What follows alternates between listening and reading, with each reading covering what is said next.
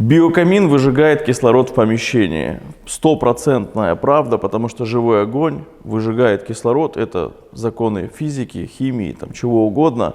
И для того, чтобы в помещении с камином было комфортно, люди должны использовать приточно-вытяжную систему вентиляции. Как минимум должен быть вытяжной зонд или вытяжка в зоне биокамина, которая будет поглощать все продукты горения, которые исходят от этого биокамина. В противном случае вы в любом помещении выжжете кислород рано или поздно, зависит от объема помещения, и вам будет там некомфортно.